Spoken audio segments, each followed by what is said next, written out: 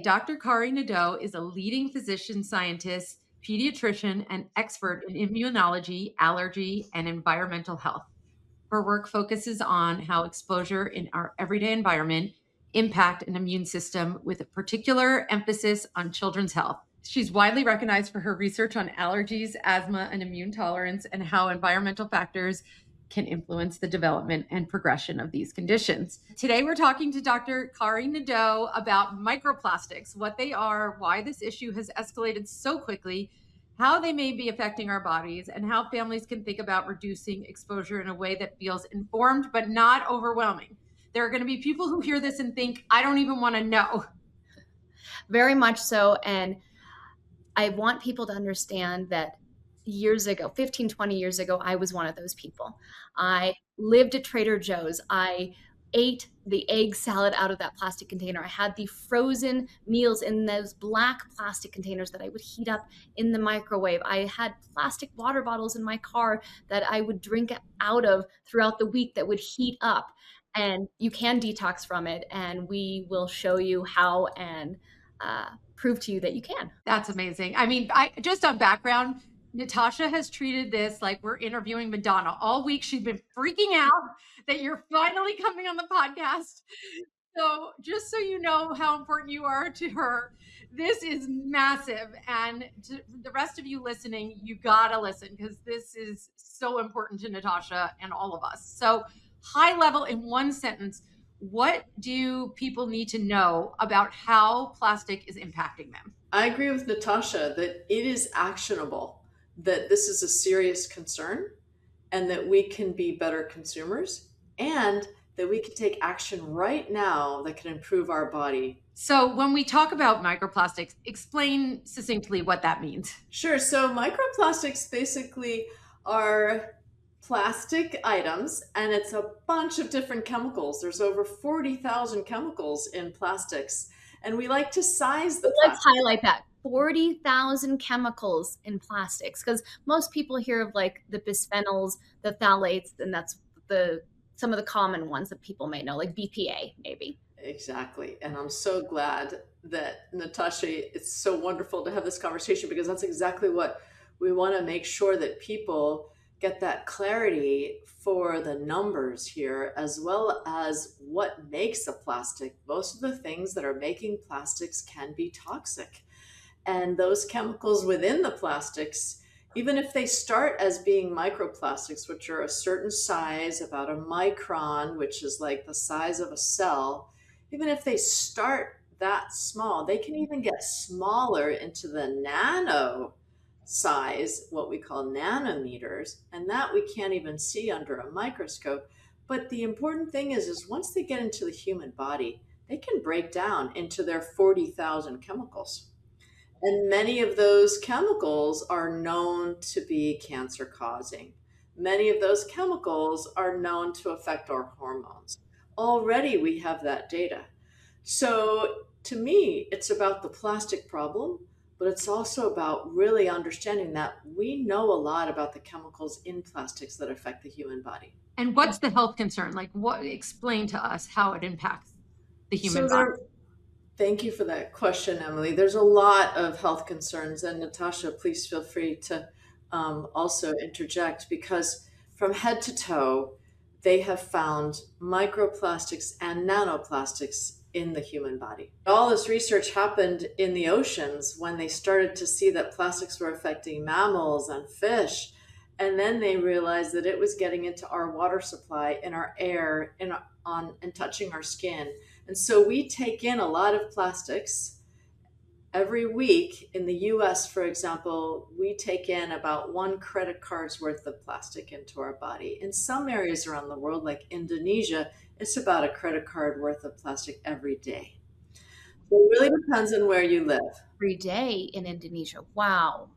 And that's just because of all of the plastic consumption through clothes and our water that is just ending up over there in those landfills. Exactly, Natasha. What's happening is there's so much plastic, and instead of using wood to burn for fuel, they burn plastics. It's cheaper. And unfortunately, those plastics go up in the air, so do the 40,000 chemicals, and then they get inhaled. So things that break down plastics are heat, sunlight, water, mechanics of just basically erosion, but also our body. Our body's really good at breaking up stuff. And so from head to toe, our body has been found to have microplastics and nanoplastics and the chemicals associated with those plastics in it. And unfortunately, when we're taking in that plastic either through our skin or through inhaling or through the gut, through intake through water or foods, that then starts to go into our blood system. It gets pumped in our and through our heart, goes into our vessels, and our vessels connect all parts of the body together. So there's microplastics and nanoplastics that have been found in the brain, in our ovaries, in sperm, in toenails, in hair. So that means that we're making it. And why that's important? Well, there are a lot of scientists discussing in the news, and many of your listeners might have heard that, okay, are we overestimating microplastics? Are we overestimating plastics in our body? I have to say that our assays, our science can always get better. That is true. This happened a lot with the tobacco industry. How do you link tobacco smoke with lung cancer? Initially, there was a lot of confusion. People were saying that, well, maybe this data isn't real. But the most important thing is science is real. People have definitively showed that these plastics are in the human body. People have definitively showed that they are associated with increases in heart attacks, increases in stroke. People have showed what we call micrographs, or under the microscope, you can open up carotid arteries, for example, and you can see the shards of the plastics inside your arteries. You can open up the gut and you see the shards of microplastics sticking into the gut lining.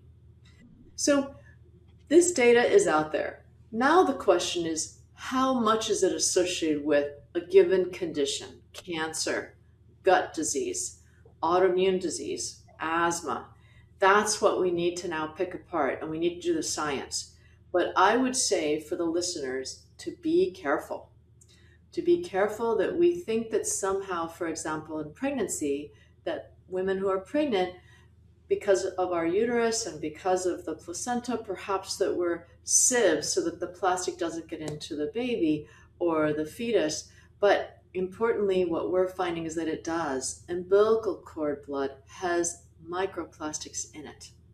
There's only one way it got there. We can talk about Dr. Kari is leading one of the biggest microplastic study to date, 500 participants, and she's going to really truly be a pioneer in this field, just like it was with tobacco, and having everything from the assays being in glass, right? And that could be a problem in past studies where there would be plastic contamination. She's really truly figured out each step of the way. And so I'm so incredibly excited about this study. You tested Natasha for this study. Can we talk about those results? Sure. Thanks so much for bringing this up, because with science, we always need to do it in a repeated way.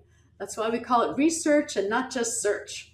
And I always tell that to my students because, as Natasha knows as a doctor, these are things that are just part of our DNA as scientists. We got to make sure we get it right. So how do we get it right? Well, we want to make sure that when we do the assay that we don't use plastic gloves. We don't use nitrile gloves. We're super careful to make sure that we use and subtract out from background, we call it, anything that could be a contaminant so that we know when we get our result, it's real. We also have to make sure that, like Natasha said, that we use glass tubes and collection systems. Now, right now, as Natasha mentioned, we're doing a 500-person citizen science study. And we're really excited about that because we're learning a lot about the assay, about how to make sure that it's repeatable, since it's research, that we make sure that it's really carefully done, because there's a lot of critics in this field right now. And for me, as a scientist and as a leader, I want to make sure that I train people the most rigorous way to test this so that it doesn't come under a lot of critique, because I want to make sure we help people.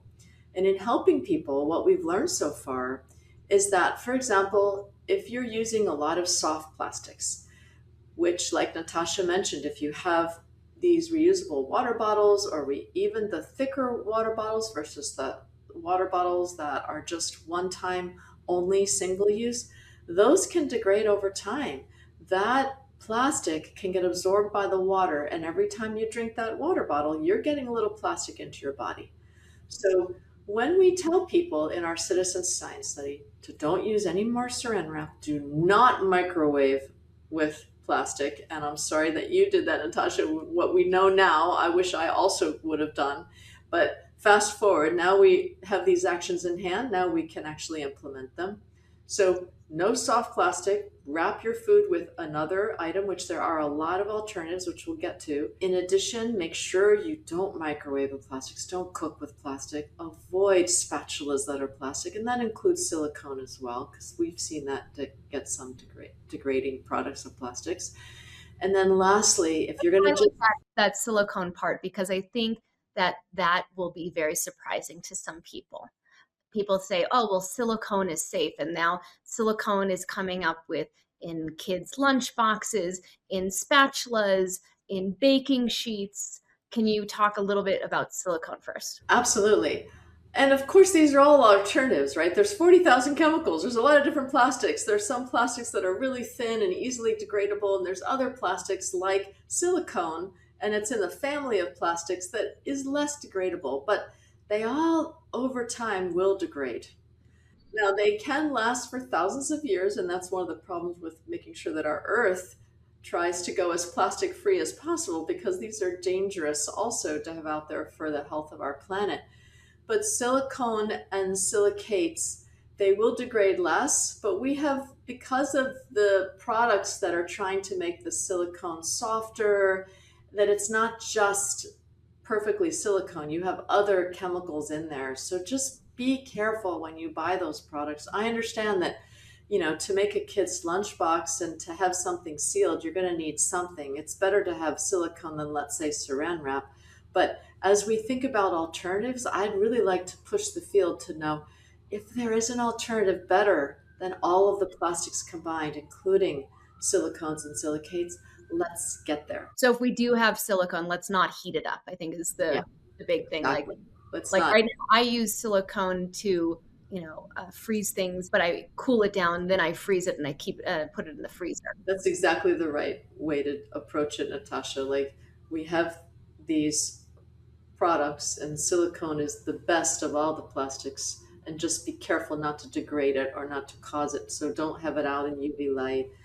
Try not to cook with it. The black plastics you also brought up, those tend to be harder, but even after multiple use, as frying pans or anything with plastic, it can start to degrade. And no matter what, you start to inhale those small bits when it degrades, and then it gets into your body, and then you degrade it because your body has these cells that just chop up things.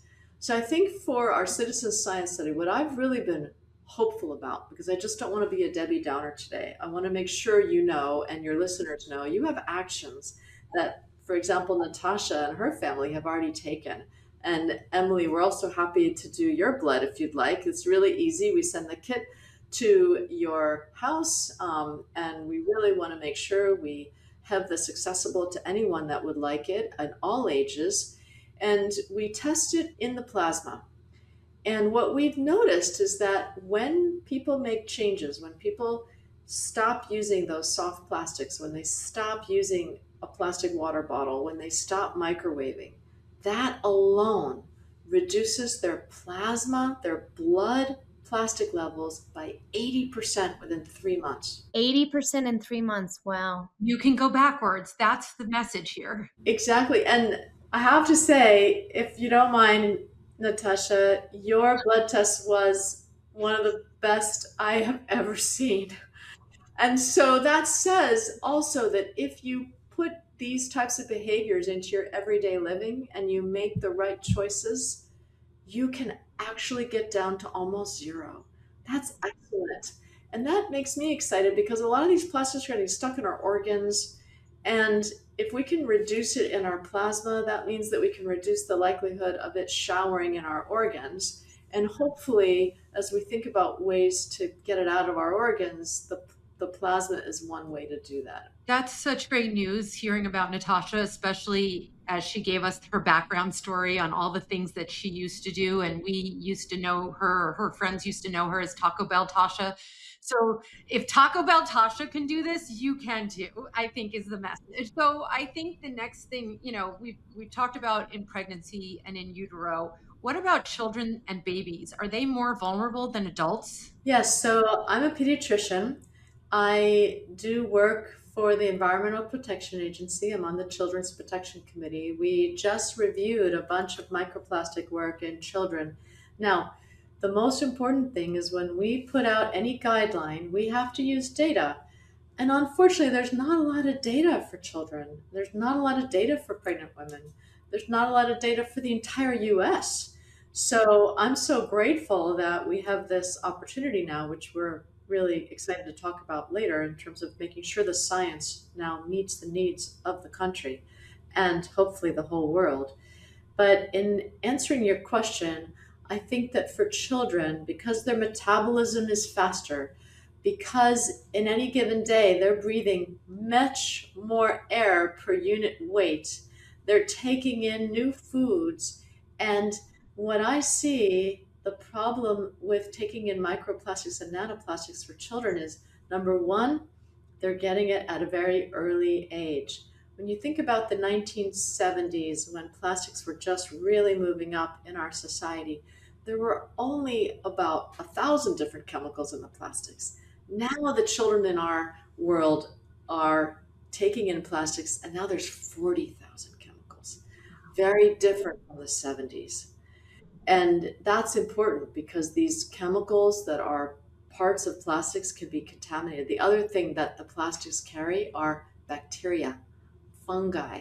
So our children are seeing bacteria and fungi that, let's say, I didn't see with the plastics that I was exposed to when I grew up in New Jersey, for example.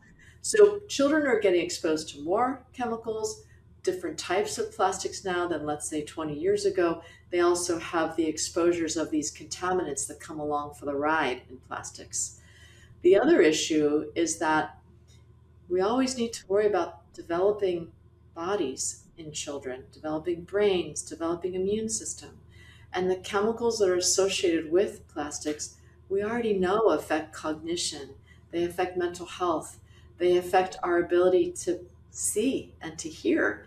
And then they also affect our immune system and our lungs and our heart. So I do worry about the accumulation over time in children now being born and how we can best help filter our water, help get upstream to reduce plastics and make sure that they can have a better future for themselves. What about puberty? Like you mentioned, obviously the immune response, the cognitive impact, but what we've seen is that puberty is now, I mean, I've seen girls, I've had parents come to me and say that their daughters are having their period at 7, 8 years old. That's exactly right, Natasha. Thank you for bringing up that point. So when you look at the longstanding history, and I did this work in California, for example, where in the Central Valley, the pubertal age was about 12 to 13 back in the 80s and the 90s. Now it's 7 to 9. And we think that that's 9. I literally can't imagine. I have 3 daughters and a son. I cannot have, and I have 2 daughters that are 7 and 9. I cannot imagine both of them having their period right now. no. And you want, as a 7 to 9 year old, to be doing other things. I And know 9-year-old, my son's 9 too. I know 9-year-old girls who have their period. And isn't it true that when you get your period at a younger age, you're more likely to be at an increased risk for breast cancer? exactly, you have a longer time with having periods in general because those hormones affect everything. And so it's not just about getting your periods earlier, it's also about your body changing earlier. So it's like a domino effect. And like you said, Natasha, then there's more time having a period. And then that way you can also increase certain types of cancers. Now, phthalates are part of those contaminants that come along for the ride in plastics, and they can also be part of plastics. And we need to always be careful as we think about these alternatives that we'll talk about, that they don't just replace a phthalate or something to make us feel better, and then they actually have something worse that could It's also. like with BPA replacing it with BPS or BPF.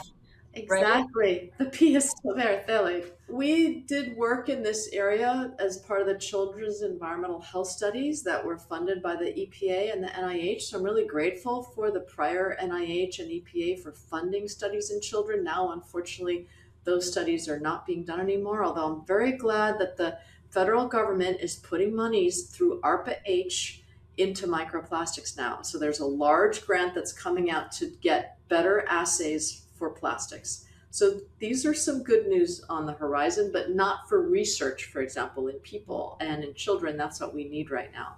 So I think that children are at increased risk, like you said, Natasha, and because of the phthalates and because of other chemicals, we're going to see not just in girls, but also in boys, as we see increased infertility, for example, and an increase in fertility in women and men. What does that do to? And we're doing studies now that we'd like to increase for infertility and to understand, is that due to the plastics or not? And if it is due to the plastics, how is that happening and what can we do to prevent it? Well, I mean, it kind of freaks me out, I will say, as like the average Joe on this call. Because there was a point where, like, up until my son was 3 months, that I used plastic water bottles. And I thought I was like a health nut and I did everything right. And then I was like, wait, what am I doing? Or we had plastic toys, as I know you did for your son, like back in the day. Obviously, now we're on a completely different trajectory. And I hope that that makes a change, like you said it did for Taco Bell Tasha.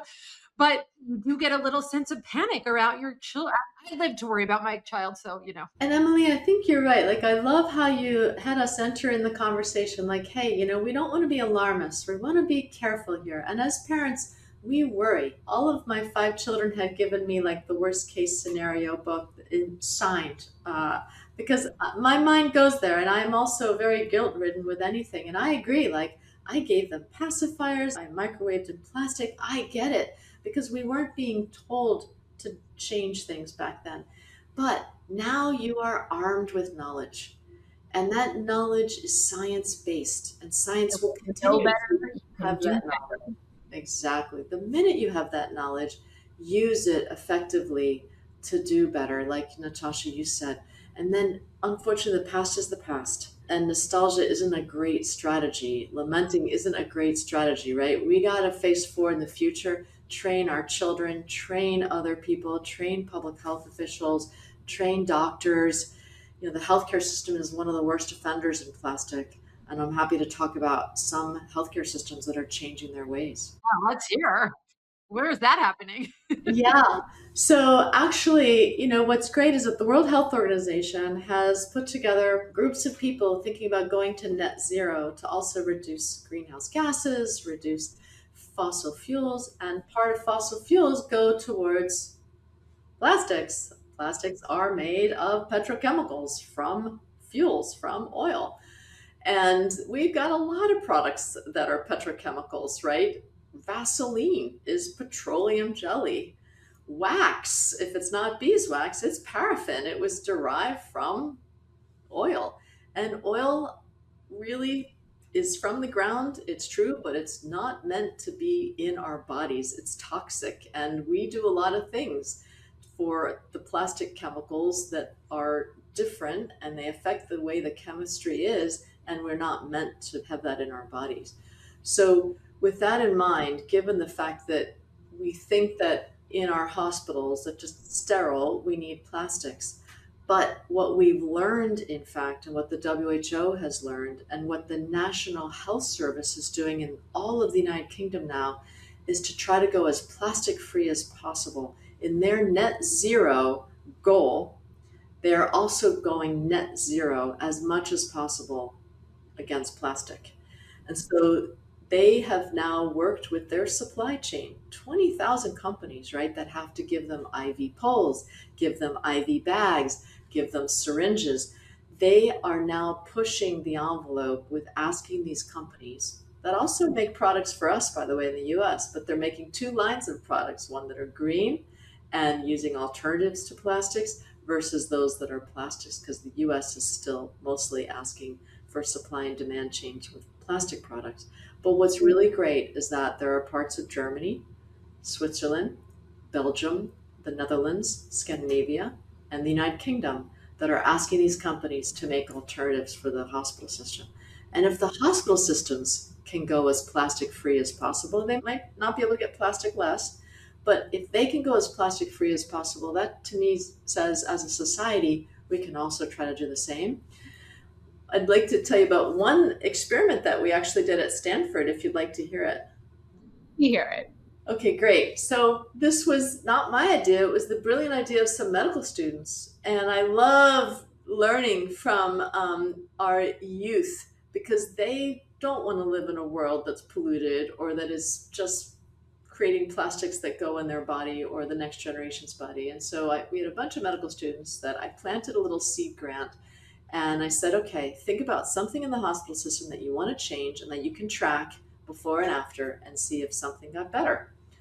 And so we talked to the hospital administrators and they said, okay, well, come up with an idea. We'll see if it works.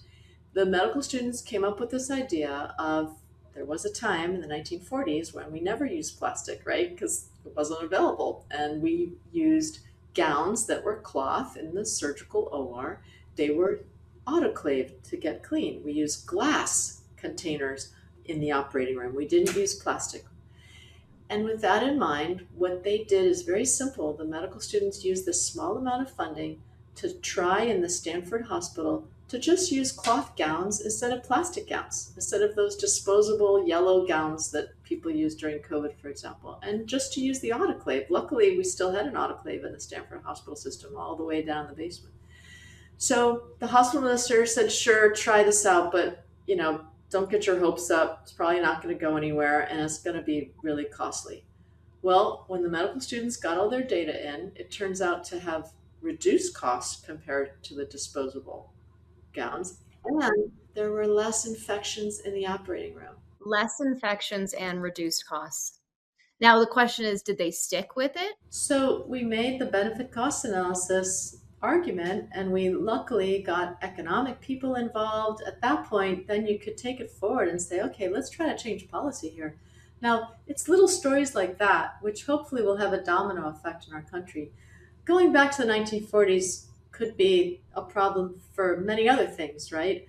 But in this example, we can try to think back about ways that we behaved or materials that we used that actually might be better than assuming plastic is okay. Like, what about using clay pots again, porcelain, using wood as a way to be able to help us move forward, to be able to go plastic free? There are ways that we can do that in our economy. Well, with that said, what are the top 5 things that people are being exposed to in daily life that are the biggest contributors to microplastics? Kari Nadeau is going to answer that question next week in part 2, along with practical tips to start reducing exposure without feeling overwhelmed. Make sure to tune in for part 2. This podcast does not constitute medical advice or recommendation. Please consult your doctor.